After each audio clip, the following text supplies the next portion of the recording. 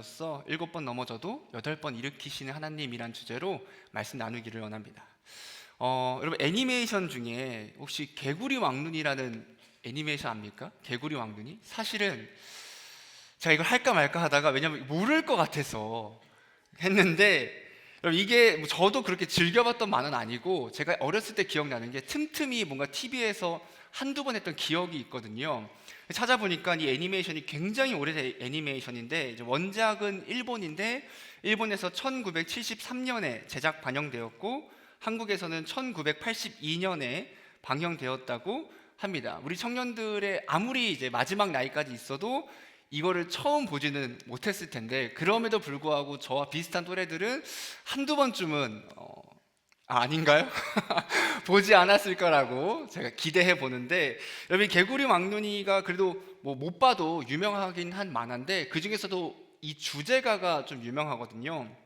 이런 가사가 있습니다. 비바람 몰아쳐도 이겨내고 아주 이겨내고 있죠.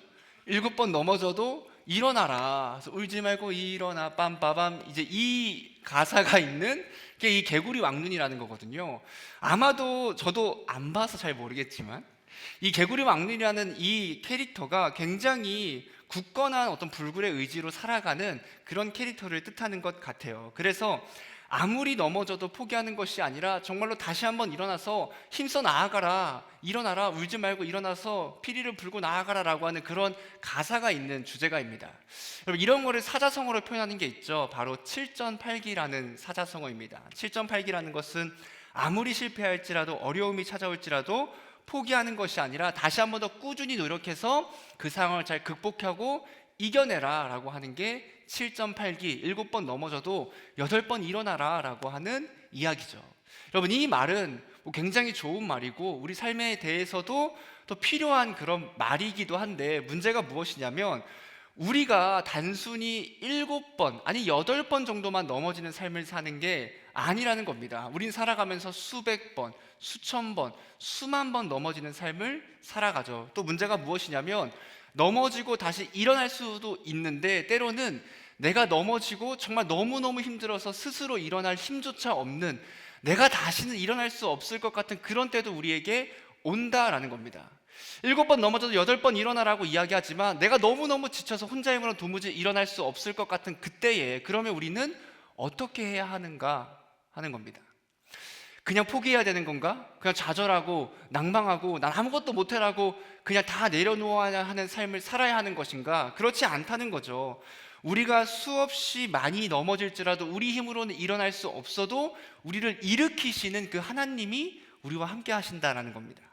오늘 말씀에서도 보면 이렇게 수없이 많이 넘어지고 심지어 하나님을 떠남에도 불구하고 그 하나님께서 함께 하시고 잡아주시고 일으키시는 그런 말씀을 볼 수 있어요. 우리 함께 오늘 말씀을 통해 일으키시는 하나님의 은혜를 좀 3가지로 살펴보려고 합니다.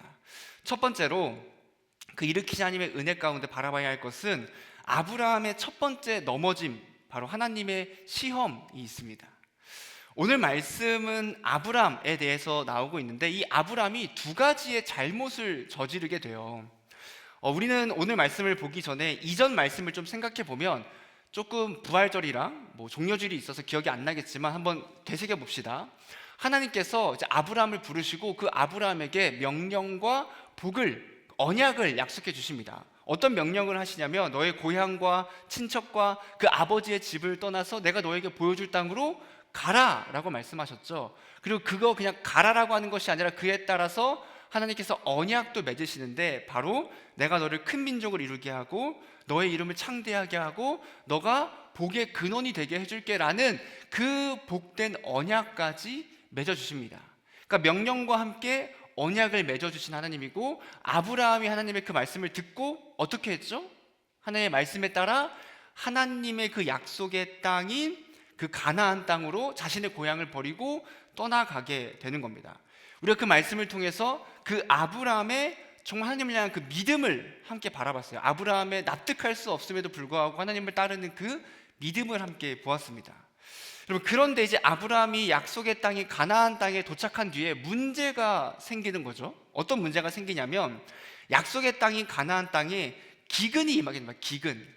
당시에 이 아브라함이 있던 곳은 팔레스타인 그 중동 지역인데 그 기후 특성상 이런 기근이 흔한 일이었다라고 합니다. 근데 문제가 무엇이냐면 아무리 흔했다고 해도 당시 아브라함이 그 기근으로 인해서 자기 자신뿐만 아니라 자기의 그 모든 가족들도 어떻게 보면 생명의 그 생활의 위협을 겪게 되었습니다.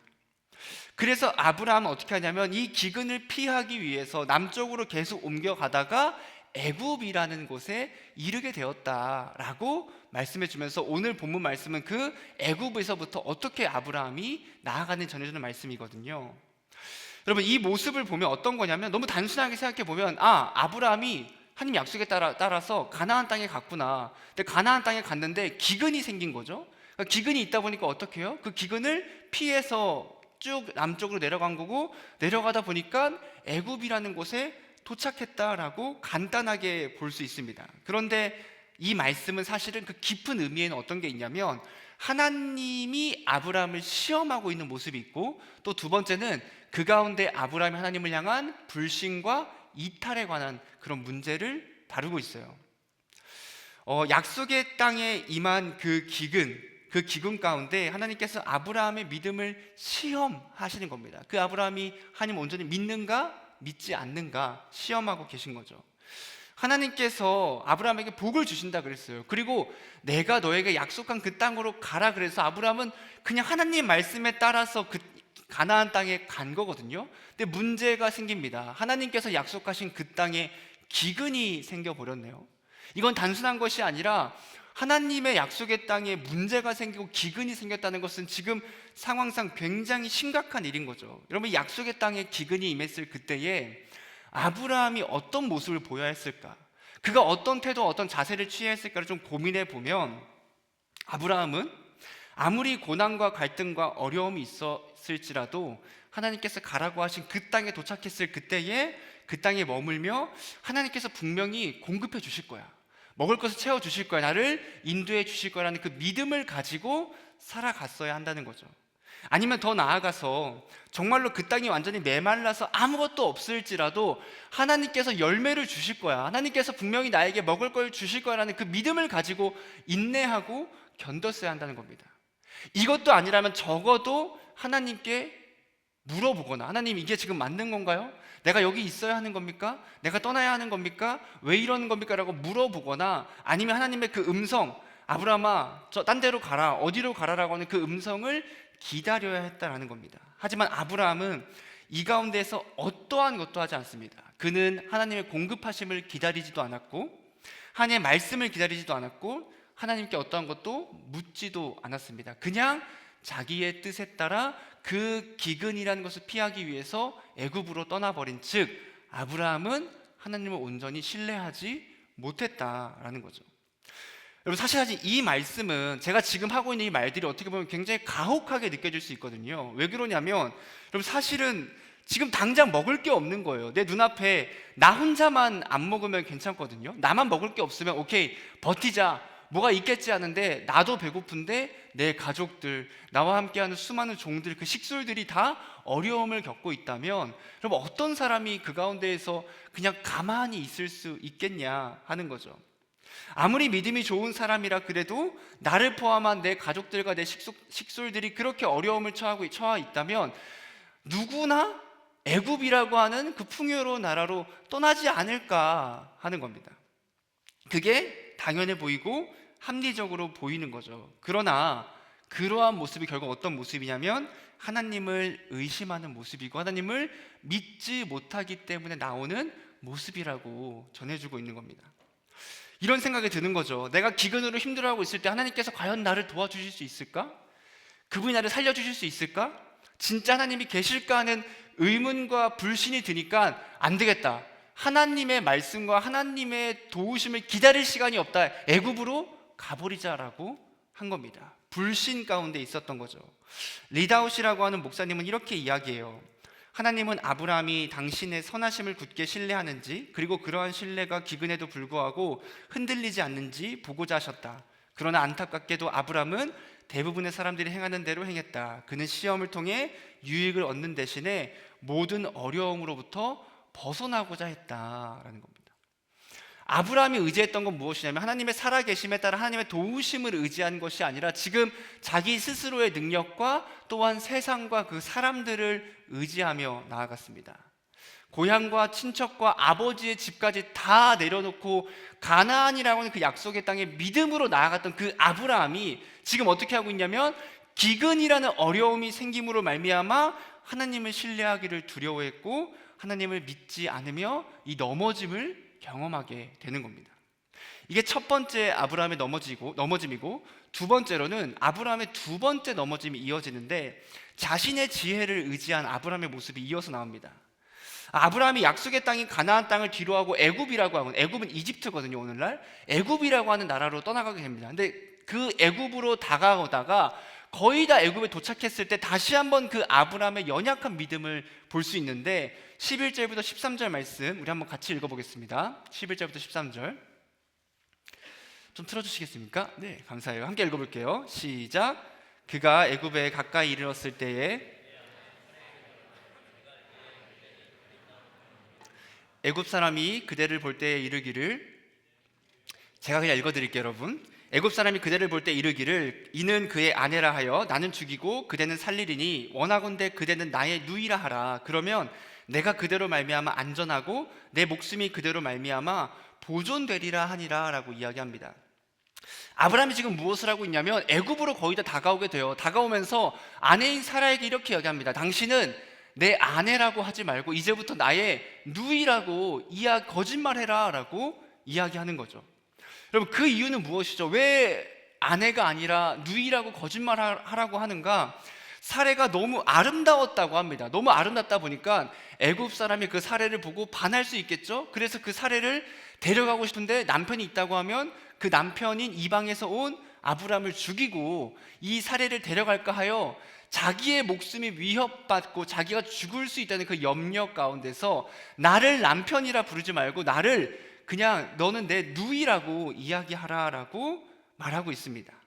여러분, 사실은 이러한 일이 무조건 생길 거다라는 건 아니거든요. 그러니까 생길 수도 있고 안 생길 수도 있는 일인데 혹시나 그런 일이 생기면 아브라함 입장에서는 내가 죽을 수도 있으니까, 나를 죽일 수도 있으니까 염려하여서 거짓말을, 심지어 내 아내를 아내라고 칭하지 않는 누이라고 말하라고 이야기하는 겁니다.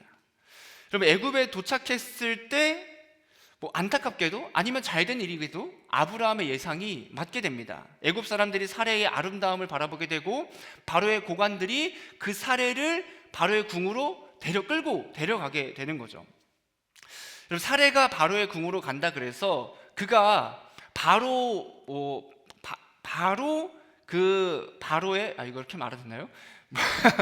당장 바로의 아내가 되는 것은 아니었거든요. 시간이 필요하고 어떤 어려움이 있을 때까지는 시간이 분명히 있었지만 문제는 무엇이냐면 진실을 밝히지 않는다면 사례는 꼼짝없이 바로의 후궁이 되어야 되고 더 나아가서 그 사례의 명예와 그의 정절까지도 잃어버릴 수 있게 되는 그런 엄청난 위험에 처하게 된 거죠. 여러분, 이런 상황에도 불구하고 바로 왕은 그냥 아무것도 모르고 그 아브라함을 후대해요. 15절 16절 말씀에 이렇게 이야기합니다. 바로의 고관들도 그를 보고 바로 앞에서 칭찬함으로 그 여인을 바로의 궁으로 이끌어 들인지라. 이에 바로가 그로 말미암아 아브라함을 후대함으로 아브라함이 양과 소와 노비와 암수 나귀와 낙타를 얻었더라. 그러니까 아브라함이 오빠라고 하니까 아브라함에게 물질을 줌으로 말미암아 그 사례를 데려오게 되는 거죠. 지금 아브라함은 아내가 잡혀갔음에도 불구하고 내 아내라고 말도 못하고 이미 물질은 다 받아버리고 아무것도 할 수 없는 어떤 진퇴양난의 상황에 처하게 된 거예요. 그럼 아브라함의 이런 모습, 그가 자신의 목숨을 부지하기 위해서 자신의 아내를 아내라 하지 못하게 하는 그 거짓말의 모습이 여러분들 입장에서는 이해가 되고 또는 공감이 되십니까? 이렇게 생각할 수도 있을 거예요. 솔직히 그럼 목숨보다 소중한 게 어디 있겠습니까? 그렇죠? 내 목숨보다 소중한 게 어디 있겠어요? 지금 당장 내 목숨을 좀 지키기 위해서 이 아내에게 큰 거짓말도 아니에요. 그냥 아내라고 하지 마. 사실 누이는 맞거든요. 이복 누이기 때문에. 그러니까 그냥 우리 누이라고만 이야기해라고 하는 그 정도의 거짓말은 충분히 이해할 수 있는 것 아닌가 하고 생각할 수 있습니다. 여러분, 저도 결혼을 했고 저의 아내가 진짜 아름답거든요. 저희 안 믿으시나요? 저희 아내가 진짜 예쁜데, 제가 만약에 아내와 여행을 같이 갔다고 생각해 봅시다. 여행을 가서 그 여행지가 좀 위험한 여행지여서 제가 만약에 아내에게 여보, 비행기에서 이제부터는 나를 남편이라 부르지 마, 나를 오빠라고 불러 라고 한다면 일단 제가 저희 아내에게 살아남을 수 없을 것 같고 말도 안 되겠죠? 그리고 만약 그렇게 아무리 한다고 쳐도 그 사실을 알게 된 가족들과 지인들이 저를 향한 엄청난 비난을 쏟아붓겠죠. 심지어 지금 아브라함의 상황을 보면 결혼 관계를 속인 것도 괘씸한데 지금 아내가 잡혀가서 우리 아내가 그 명예와 그 정절까지 뺏기고 다른 사람의 첩이 될 수 있는 진짜 말도 안 되는 상황을 겪게 된 겁니다. 그럼 결국 이러한 모습도 우리가 애굽으로 갔던 아브라함의 모습과 같이 아브라함의 믿음 없는, 그러니까 믿음이 부족하고 연약한 모습을 보여주고 있고 그의 넘어짐을 보여주고 있는 겁니다. 아브라함이라는 사람은 믿음이 없지 않습니다. 아브라함의 믿음을 폄하할 수 없어요. 그는 믿음의 조상이고 우리랑 비교할 수 없는 엄청난 믿음을 소유한 사람이죠. 근데 그런 아브라함도 어떻죠? 그도 하나님을 의심하고 그도 넘어짐을 경험하는 겁니다. 하나님께서 분명히 아브라함에게 어떤 약속을 하셨냐면 내가 너에게 씨를 줄게 라고 하시면서 너를 저주하는 자를 내가 저주할게 라는 약속을, 언약을 맺었음에도 불구하고 아브라함은 어떻게 하냐면 자신의 생명을 염려해서 거짓말을 하게 되고 자신의 지혜와 자신의 계획에 따라 행동하고 결국은 그 아내를 위험에 빠뜨리게 하는 겁니다. 땅과 민족과 복이라는 하나님께서 엄청난 은혜와 언약을 약속하셨는데도 불구하고 지금 아브라함은 어떤 상황이냐면 그는 땅도 없고 심지어 가족도 빼앗겼고 복을 주는 자가 아니라 오히려 그 바로를 저주하는 사람으로 지금 나아가고 있는 겁니다. 지금 아브라함에게는 하나님의 복이라고 할 것이 아무것도 없는 그런 상태인 거죠. 오늘날 우리도 아브라함과 같이 이 부족한 믿음을 가지고 살아가고 그 부족한 믿음 가운데서 정말 수없이 많이 넘어지고 나아갑니다. 하나님을 의지하고 신뢰하지 않고 자신의 힘과 지혜를 의지하며 자신의 계획대로 나아갔던 그 아브라함과 같이 우리도 오늘날 하나님을 신뢰하지 않죠. 하나님을 불신하고 의심하고 하나님의 계획과 뜻을 바라보기보다는 내 계획, 내 생각, 내 지혜를 의지하며 살아갑니다. 우리도 고난과 어려움이 있을 그때에 하나님과 동행하는 그 자리를 떠나서 마치 애굽으로 가는 것처럼 그 세상으로 떠나버릴 때가 참 많이 있거든요. 가장 여러분들이 뭔가 힘들고 어려울 때 아니면 좀 내 상황상 뭔가를 포기해야 될 때 가장 먼저 포기하는 것 중에 하나가 무엇이냐면 바로 교회와 예배입니다. 교회와 예배.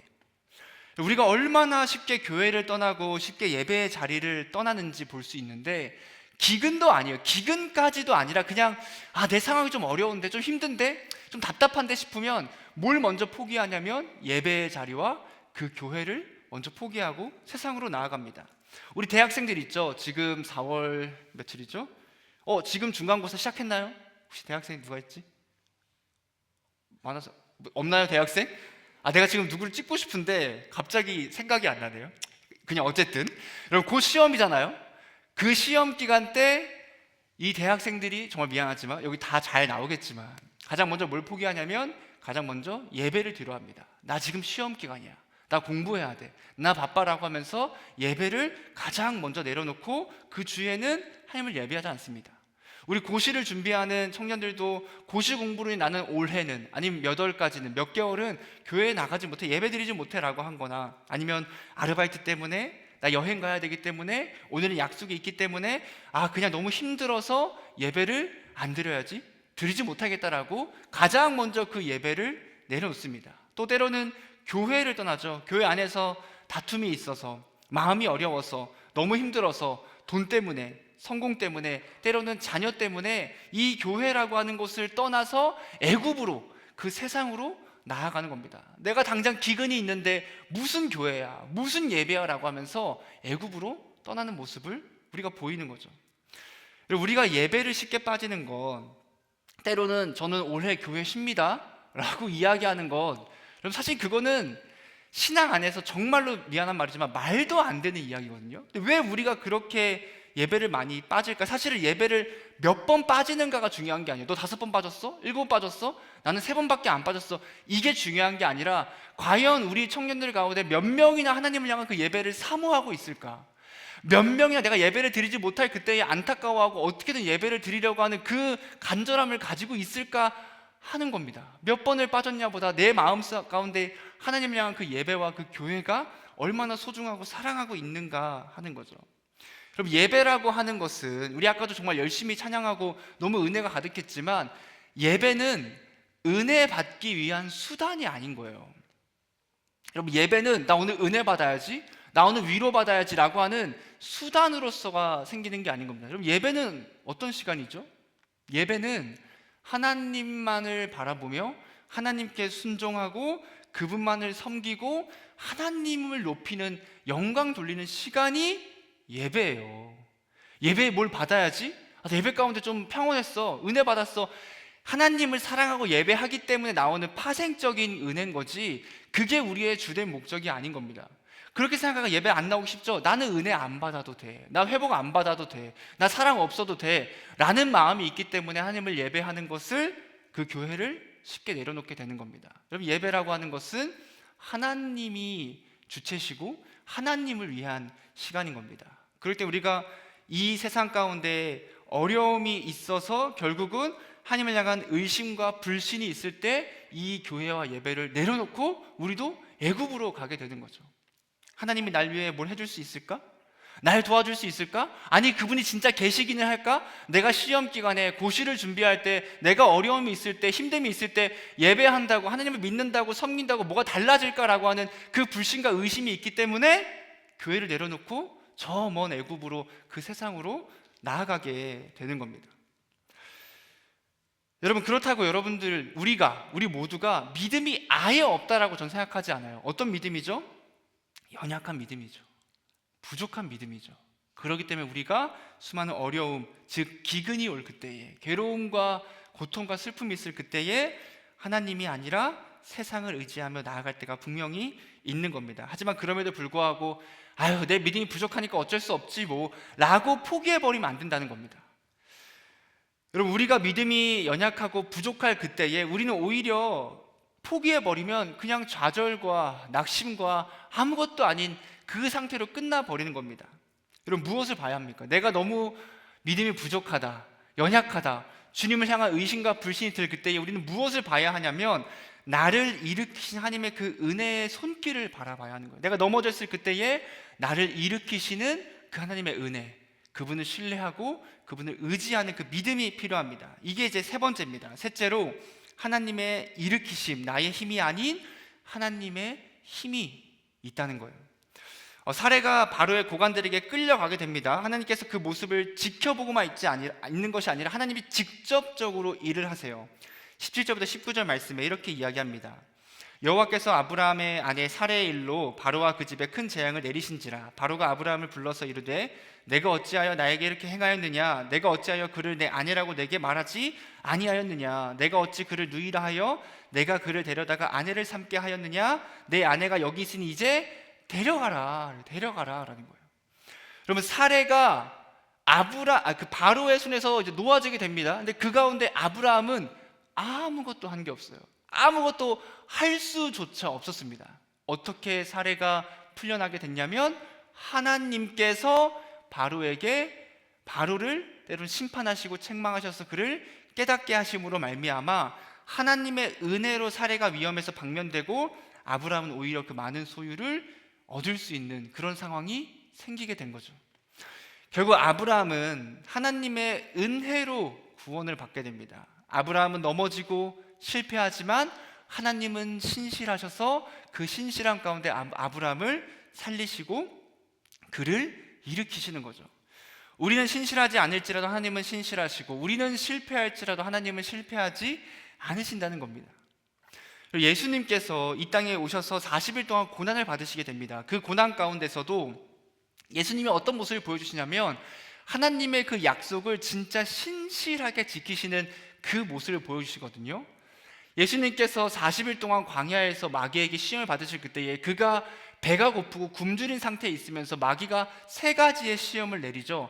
여러분, 그때 예수님이 능력이 없어서, 힘이 없어서 그 시험을 그냥 받고만 있던 게 아닙니다. 예수님은 그냥 돌덩이를 떡으로 만들 수 있는 분이고, 돌덩이가 없어도 떡을 만들 수 있는 분이 예수님이에요. 심지어 마귀가 자기를 괴롭히고 아무리 어렵게 해도 그냥 그 마귀를 물리칠 수 있는 분이고, 그 이 온 세상 자체를 그냥 멸망시킬 수 있는 분이 하나님이신 예수님이시거든요. 근데 그분이 어떻게 하시냐면 그냥 그 유혹 가운데 잠잠히 그 유혹을 이겨내시는 겁니다.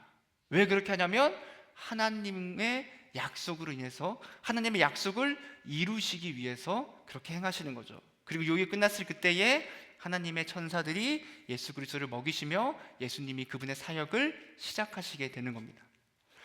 우리도 하나님을 떠나 애굽으로 갈 때가 있고, 나의 지혜와 나의 힘과 나의 능력을 의지하며 살아갈 때가 참 많죠. 하나님을 향한 의심과 불신이 우리 마음 가운데 생겨날 수도 분명히 있습니다. 하지만 물론 넘어지지 않는 게 매우 매우 중요하지만, 그럼에도 불구하고 여러분, 성경에 보면 수많은 그 믿음의 사람들이 나오잖아요. 아브라함부터 시작해가지고 뭐 이삭부터 야곱부터 요셉부터 쭉 모든 성경의 인물이 나오는데, 그 인물들 가운데서 넘어짐이 없는 사람이 없다는 거예요. 그 수많은 믿음의 조상들 가운데서 넘어짐이 없었던 사람은 없습니다. 근데 그때마다 그들이 포기하거나 그들이 내가 열심히 살아야지라고 하는 것이 아닙니다. 어떻게 하냐면 하나님께서 그들을 일으키세요. 하나님께서 넘어져 있는 그 사람들을 일으키시고, 하나님께서 낙심하고 포기하는 그 사람들을 다시 일으켜 세우시고 살아갈 수 있는 그 힘을 주시게 됩니다. 여러분, 하나님께서 우리를 지키시고 보호하시고 은혜로 인도하시는 거예요. 하나님의 도우심이 없다면 우리의 잘못된 방식과 그 방식으로 인한 결과에 대해서 우리는 절대 벗어날 수 없습니다. 하나님께서 우리와 함께 하시고 그분이 일으키실 때에만 비로소 그 모든 잘못된 결과를 다시 잘못된 방향이 아니라 옳은 방향과 주님의 길로 나아갈 수 있게 되는 거죠. 그럼 칼빈의 5대 강령이라는 게 있습니다. 이거를 튤립이라고 하는데 5가지가 있어요. 영어는 알아서 읽으시고, 전적 타락, 무조건적 선택, 제한 속죄, 불가항력적 은혜, 성도의 견인이라는 게 있는데, 앞 글자 이니셜만 따서 튤립이라고 칭합니다. 근데 이 가운데서 우리가 성도의 견인이라는 걸 집중해서 보면, 성도의 견인은 이런 의미예요. 성도의 견인이란 성도의 보전이라고도 불리는데, 한 번 선택받은 성도는 한때 타락할 수는 있어도 궁극적으로 반드시 구원받게 된다는 것을 의미합니다. 즉, 하나님의 효과적인 부르심을 받은 자는 인간의 연약함에도 불구하고 양자로 삼은 자녀들은 구원이 보장되어 있음을 의미합니다. 하나님의 선택이 인간의 행위에 의해 무효화될 수 없음을 의미합니다. 참된 신자들이라도 일시적으로 타락할 수 있지만 그런 반역의 상태는 최종적인 것이 아님을 주장합니다. 한편 이 교리의 의도는 도덕률 폐기론을 변명할 구실을 주는 데 있는 것이 아니라 고뇌하는 신자들을 위로하면서 하나님의 은혜에 의존하여 순종하도록 격려하는 데 있습니다. 여러분, 이런 거예요. 우리는 100번도 1000번도 10,000번도 수없이 많이 넘어집니다. 그런데 그때 하나님께서 어떻게 하시냐면 우리를 절대 포기하지 않으신다는 거예요. 견디고 인내할 수 있도록 보호하시고 도와준다는 말씀이 이 성도의 견인이라는 겁니다. 여러분, 우리가 이 세상을 살아가면서 수많은 넘어짐을 경험합니다. 좀 내려주시겠습니까? 오늘 뭐 하고 계시죠 혹시? 왜 그러시죠? 여러분, 수많은 어려움들을 경험하는데, 여러분, 신자라면 그 어려움 가운데 1000번 10,000번도 넘어질 수 있는데, 문제가 무엇이냐면 그 1000번 10,000번이 영원히 바뀌지 않는다는 것이 문제지, 진짜 참된 신자라면 여러분 어떻게 되냐면 그 횟수가, 즉 나의 죄악된 삶이 분명히 점차 줄어든다는 거예요. 그것을 우리는 성화라고 이야기하고, 그것을 우리는 예수님을 닮아간다라고 이야기하는 겁니다. 그리고 무엇보다 중요한 건 하나님께서 우리를 넘어져 있는 상태로 그냥 포기하고 방관하지 않는다는 거예요. 이건 확실합니다. 절대로 자신의 자녀를 하나님께서는 내버려 두지 않으신다는 겁니다. 절대로. 하나님께서는 반드시 넘어져 있는 우리를, 그게 수만 번이든 수억 번이든 간에 무조건 다시 한 번 더 우리를 일으켜 세우시는 겁니다. 그렇게 이 땅에서 하나님의 자녀의 삶을 살도록 견디고 인내하고 보호하시는 거죠. 그리고 우리가 해야 할 것은 무엇이죠? 우리는 그 하나님을, 그 예수 그리스도를 신실하게 믿으며 나아가면, 그리고 그분께 순종하는 삶을 살아가면 되는 겁니다. 우리 청년부가 하나님의 함께 하심의 은혜를 경험하기를 원합니다. 여러분, 진짜 이 세상을 살아가면서 그 은혜로 말미암아 하나님의 도우시고 인내하시고 인도하시는 그 은혜로 말미암아 더욱더 하나님과 깊은 교제를 누리며 영원토록 하나님을 믿고 하나님만을 의지하는 그런 복된 삶을 살아가는 우리 청년들이 되기를 주님의 이름으로 소망하고 축복합니다. 이 시간 함께 찬양하며 나아가겠습니다. 우리의 어떤 상황에도 불구하고 우리를 사랑하시고 또한 일으키시는 그 하나님을 찬양하며 나갑시다.